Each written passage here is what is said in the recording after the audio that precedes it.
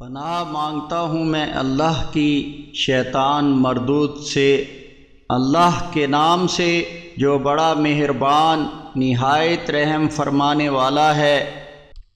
اور یقیناً ہم ہی نے تمہیں پیدا کیا، پھر تمہاری صورت بنائی، پھر فرشتوں کو حکم دیا کہ آدم علیہ السلام کو سجدہ کرو، تو سب نے سجدہ کیا سوائے ابلیس کے، وہ سجدہ کرنے والوں میں شامل نہ ہوا۔ اللہ نے پوچھا، جب میں نے تجھے سجدہ کرنے کا حکم دیا تو تجھے کس بات نے روکا کہ سجدہ نہ کرے؟ اس نے کہا، میں اس سے افضل ہوں کیونکہ مجھے آپ نے آگ سے پیدا کیا اور اسے مٹی سے پیدا کیا۔ اللہ تعالیٰ نے فرمایا، اتر جا یہاں سے، تجھے یہاں رہتے ہوئے تکبر کرنے کا کوئی حق نہیں، نکل جا، تو یقیناً ذلیلوں میں سے ہے۔ ابلیس نے کہا،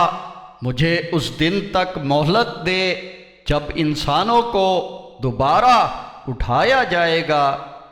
اللہ تعالیٰ نے فرمایا، تجھے مہلت دی جاتی ہے۔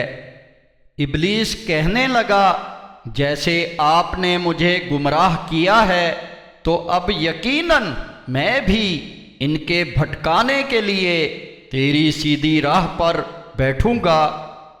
پھر میں ان پر چاروں طرف سے حملے کروں گا، ان کے سامنے سے اور ان کے پیچھے سے اور ان کے دائیں سے اور ان کے بائیں سے بھی، ہر طرف سے آ کر انہیں گمراہ کروں گا،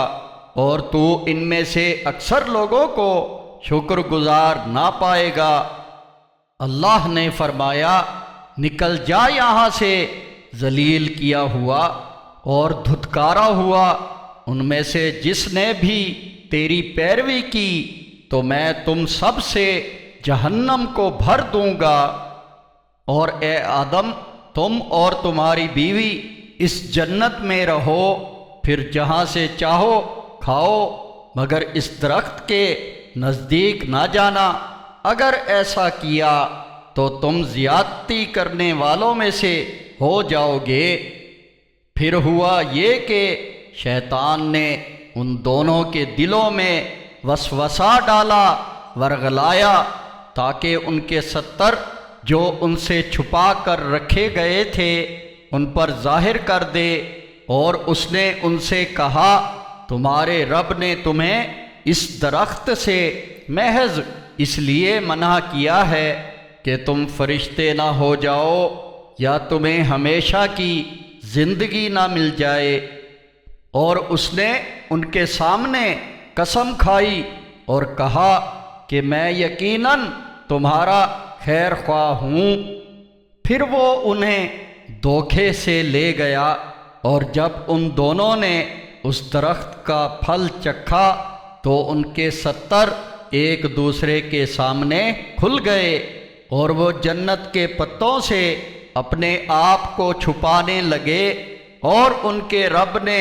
انہیں پکارا، کیا میں نے تمہیں اس درخت سے منع نہ کیا تھا اور تمہیں نہ بتایا تھا کہ شیطان تمہارا کھلا دشمن ہے؟ ان دونوں نے کہا،